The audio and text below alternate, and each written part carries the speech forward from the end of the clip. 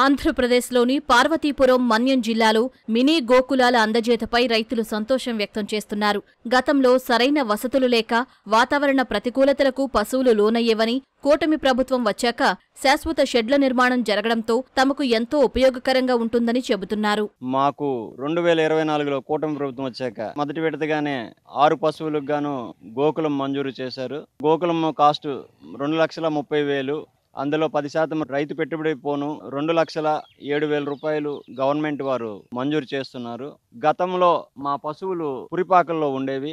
వర్షానికి ఎండకి జబ్బులు బారిన పడి పాల ఉత్పత్తి గుణం సరిగా ఉండేది కాదు. ఇప్పుడు గోశాలలో పశువులను ఉంచడం వలన అవి నిద్రించడానికి కానీ, లేదంటే వాటి తొట్టిల్లో వేసిన దానా సక్రంగా తీసుకొనడానికి కానీ వీలుగా ఉంది. దీనివలన పాల ఉత్పత్తి పెరిగింది. నాకు 6 ఆవులు గోకులం ఇచ్చారు.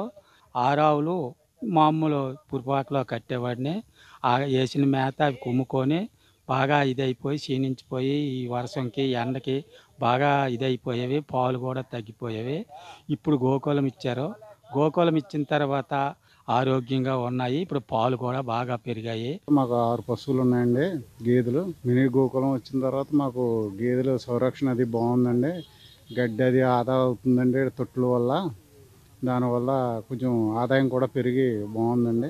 జిల్లాలోని పాడి రైతులకు సహకారాన్ని అందించే దిశగా కృషి చేస్తున్నామని డ్వామా అధికారులు తెలియజేశారు. 2024-25 సంవత్సరానికి గాను 972 మినీ గోకులాలను మంజూరు చేసి నిర్మాణాలను పూర్తి చేసినట్లు తెలిపారు. ఉపాధి హామీ పథకం కింద నిధులు మంజూరయ్యాయని, ఇందులో 90% ప్రభుత్వ వాటా కాగా 10% లబ్ధిదారులు చెల్లించాల్సి ఉంటుందని వివరించారు.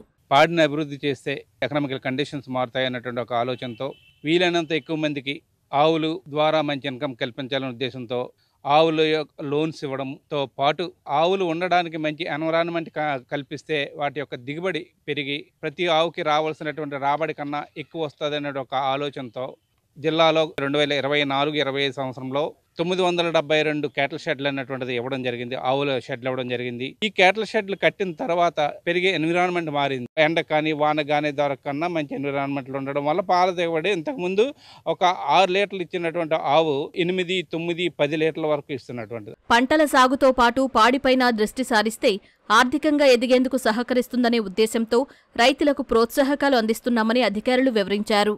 పశుపోషకులకు చేయూత అందించేందుకు, పాడి పరిశ్రమను ప్రోత్సహించేందుకు కూటమి ప్రభుత్వం పాడి పరిశ్రమపై ప్రత్యేక దృష్టి పెట్టి మినీ గోకులాల నిర్మాణాలు చేపట్టింది. దీంతో పాడి రైతుల ఆర్థిక అభివృద్ధి మెరుగుపడిందని పలువురు రైతులు ఆనందం వ్యక్తం చేస్తున్నారు. పార్వతీపురం మన్యం జిల్లా కురుప నుంచి సోమేశ్వరరావు, ఈటీవీ న్యూస్.